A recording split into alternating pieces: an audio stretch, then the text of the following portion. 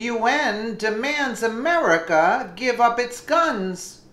The United Nations' human rights chief called on the United States Tuesday to enforce more effective gun control measures in the aftermath of the Orlando terrorist attack, dismissing as irresponsible pro-gun propaganda the notion that the firearms make societies safer. UN Human Rights Commissioner urged the U.S. government to live up to its obligations to protect citizens from the horrifyingly commonplace but preventable violent attacks that are the direct result of insufficient gun control. Examples from many countries clearly show that a legal framework to control the acquisition and use of firearms has led to a dramatic reduction in violent crime, he says. In the United States, however, there are hundreds of millions of guns in circulation, and every year thousands of people are killed or injured by them. He deplored what he called the ease with which individuals can buy firearms in America, in spite of prior criminal backgrounds, drug use, histories of domestic violence and mental illness, or direct contact with extremists, both domestic and foreign.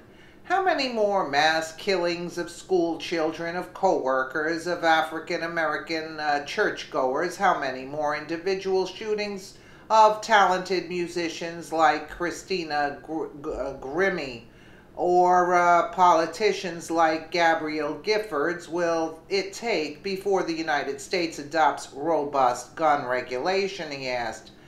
American Omar Mateen killed 49 people early Sunday morning at a gay nightclub in Orlando in a terrorist attack that quickly stoked fresh debate about gun control.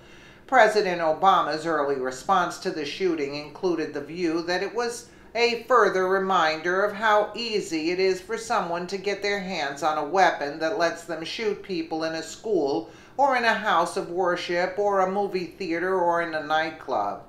And we have to decide if that's the kind of country we want to be, the president added.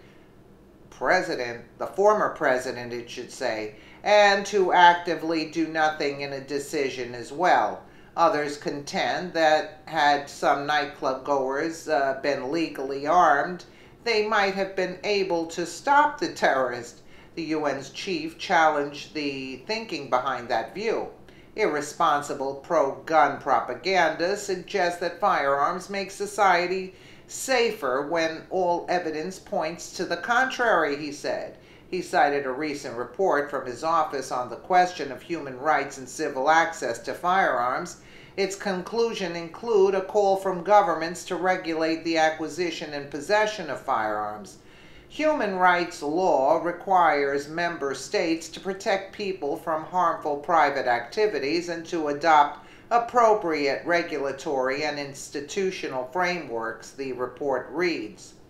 In the light of the harmful impact of firearms-related violence on a range of human rights, the High Commissioner reiterates the call of United Nations and regional human rights mechanisms for states to regulate the civilian acquisition, possession, and use of firearms.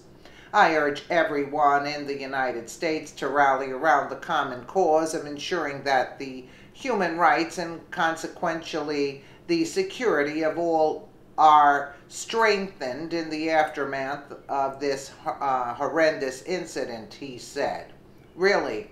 So the UN is making decisions. We voted for President Trump, and in this article, why did it say the president when they were referring to Barack Obama? It is disturbing to say the least. And I think they should run them out of New York. They should run the UN out and give it to the homeless. That's what I think. That's what they should do. This is totally ridiculous. Trump won on that right to bear arms, and too bad for the UN. If Hillary Clinton had gotten elected, we just missed martial law with Obama. Believe you me.